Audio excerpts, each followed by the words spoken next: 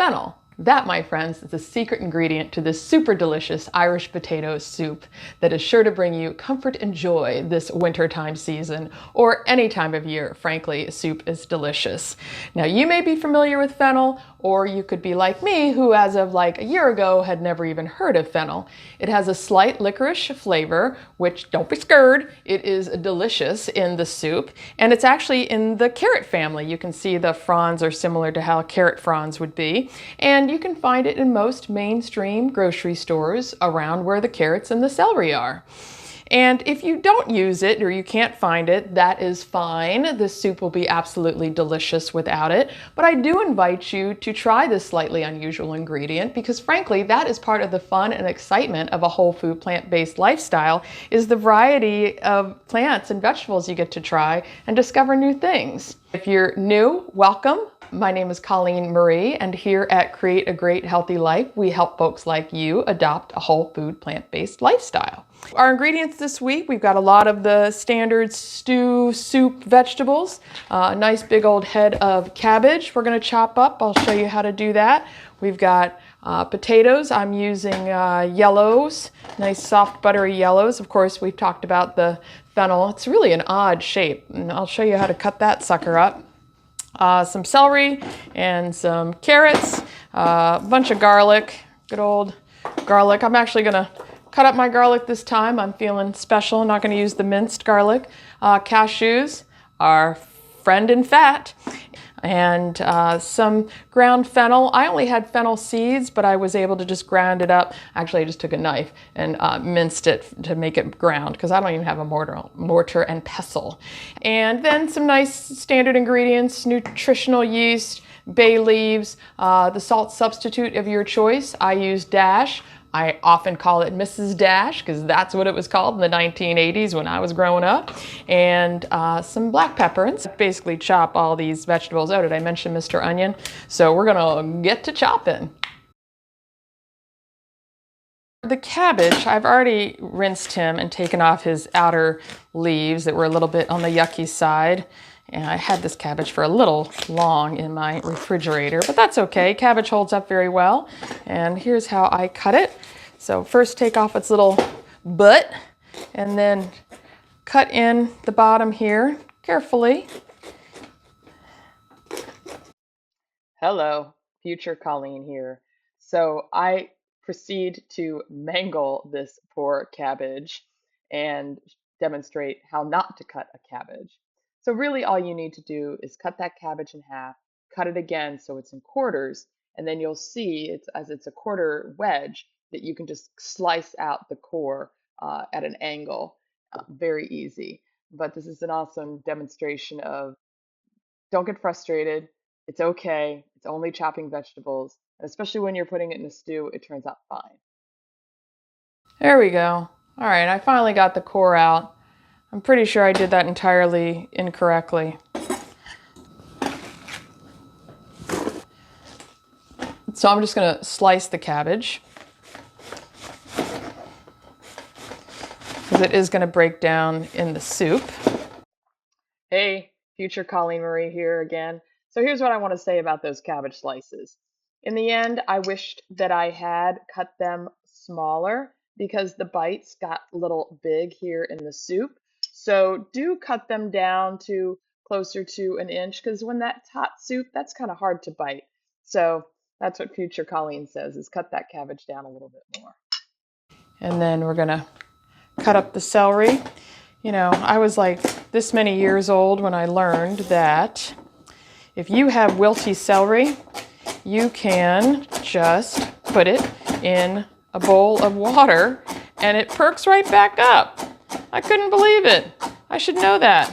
Well, there's lots of things I don't know. I just learned how to cook during COVID, and now I'm sharing it with you. And as you can see, I barely know what I'm doing. So don't let not knowing what you're doing stop you. That's my motto in life. So, yep. So cut up the celery. How are you all doing? I hope everyone had a nice holiday. Getting ready for the new year. Maybe you're thinking about eating this way a little bit more, and this is a great soup for doing it. And if you are pressed for time, you can purchase carrots and celery pre-chopped up. You could also use frozen if you'd like. That works. We're not looking for perfection. We're looking for things that will go comfortably in your mouth. And keep your fingers out of the way. Keep them bent back a little bit. Okay, so there's are my carrots. Finally, Mr. Onion. I think I've told you my trick with onions is to actively breathe out. And then I'm able to breathe through my mouth, which helps reduce the smell for me. Not everyone it works that way apparently, but that helps for me. But actively breathing out and kind of blowing keeps the fumes away a little bit, but I will probably still have a tear or two as I cut this onion up. And then I like to make up some joke like, my plant-based eating, I just love it so much. Okay. And then with onion, I like to cut it in half, put it on its side, and then cut downward and hold your finger on the other side to keep that slice down, because as your knife comes up, that slice will come up, and then go the other direction, and it should be good and pretty choppy. As I get close to the end, I then turn it the other way and get some more, and then maybe I don't include some of these harder bits. But again, since this is a soup, things cook down and you can get away with a lot more. And I don't really like wasting very much. So there. Okay. Put this in our mirepoix bowl. Mirepoix being onions and carrots and celery. The basis of so many lovely dishes in this world. So there we go. There's my onion and carrots and celery. So I peeled my potatoes and now I am chopping them. And this is definitely a meal that you make when you have a little bit of extra time on your hands, or planned time on your hands. I shouldn't say extra. You don't want to make the time to be able to make food ahead of time so that you have it all week and it's ready to go. Pull out of the fridge, pull out of the freezer, bada bing, bada boom, you're ready to go. Best fast food ever. And so this does take a wee bit of the chopping with the onions and the potatoes and the celery and the fennel. I find that I really enjoy the chopping. It is kind of therapeutic and meditational, and I really enjoy it. It's something I never did growing up, and I love it. So anyway, we got the potatoes chopped. Let's do the fennel next. Okay, now time for Mr. Fennel. So we're gonna cut off the fronds, and we are not gonna save them. Some people do. You could use it as a garnish. I left my fennel in for a little bit longer than I wanted to, so the fronds are not fresh, so I'm not going to use them as a garnish on the soup. And I am going to cut off the butt, the bottom. And again, I did leave this in a little bit longer than I wanted to in the refrigerator. So I am going to take off this outermost layer, no problemo. Take off a little bit more of this butt and cut it in half. And then, kind of like other cabbages and things, you've got a core that makes a triangle, and I'm going to triangle that out.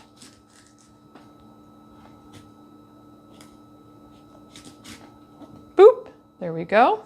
So there was a lot of vegetable there when we're really kind of only using this much, the halves of the bulbs with the center cord out. And then from there, slice it like you would an onion, put the flat side down, make long cuts first, and then turn it and make the short cuts. Now this recipe only calls for a half a fennel bulb. I am going to go ahead and cut up the other piece of fennel, and I think I'm going to use it just raw on some salad this week. I think that'll be delicious. Or I could saute it up with, onion and just have it be a saute with any kind of stir fry, either just the fennel and the onion, or put it in with some other stuff. So, but that's the fennel for this dish.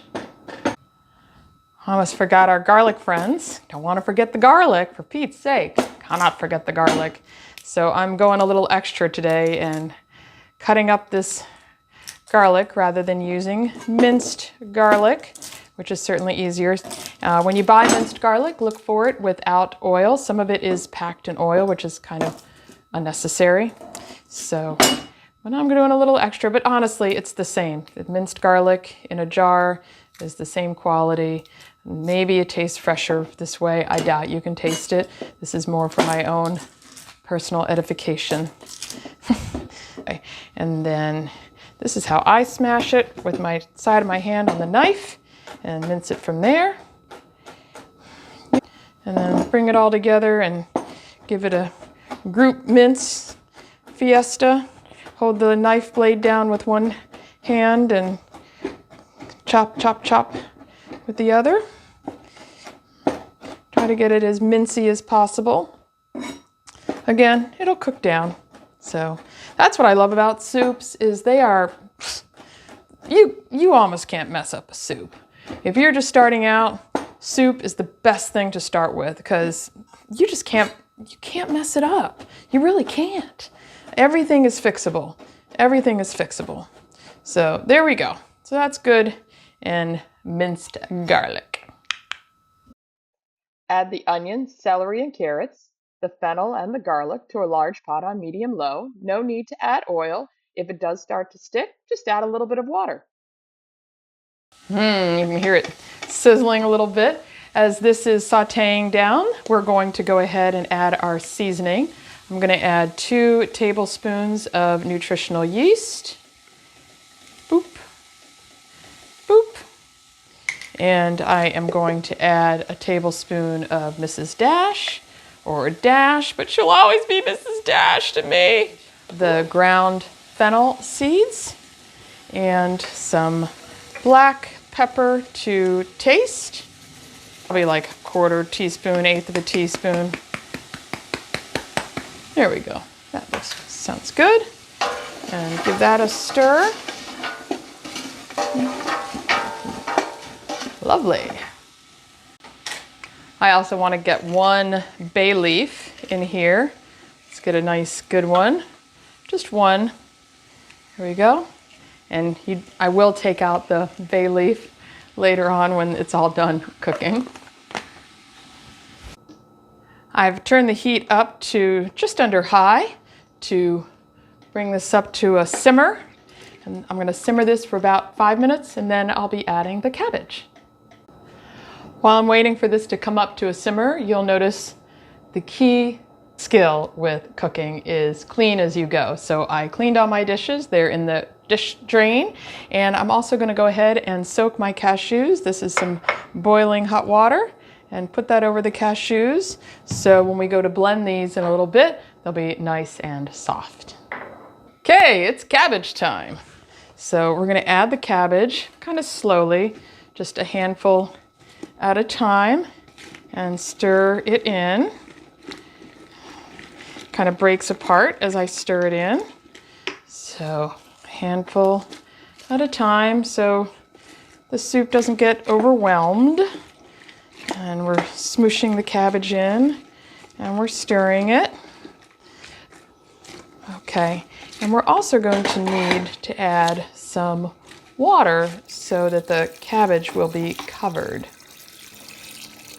So I've added the cabbage and I've added water until the water covered the cabbage. And now I'm bringing it back up to a quick boil, a slight boil, a simmer, and then we'll simmer it for 20 minutes. In the meantime, I'm going to blend up these cashews.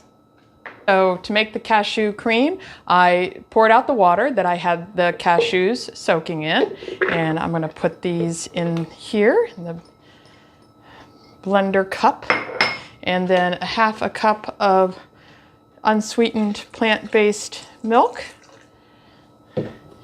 and going to blend this up. And this really, listen, the cashew cream stuff always makes things freaking delicious. It gives it this creamy goodness that makes it out of this world. I blended this for about a minute to get it nice and creamy. And I'm gonna go ahead and put this in my ramekin so that I can clean this as quickly as possible. Okay, so the soup has been simmering for about 20 minutes, and I'm gonna add this cashew cream sauce.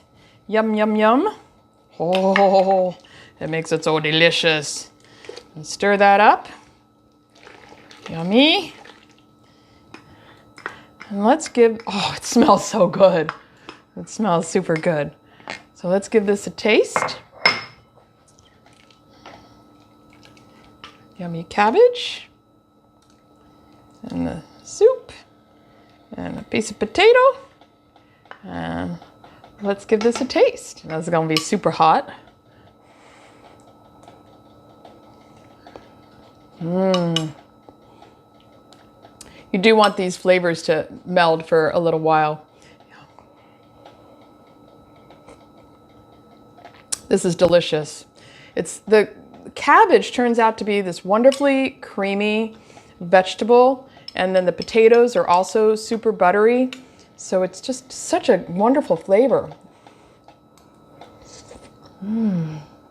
Mmm. Well, thanks so much for joining me. This was an Irish potato soup. And until the next time, I'll see you soon. Man, it's good.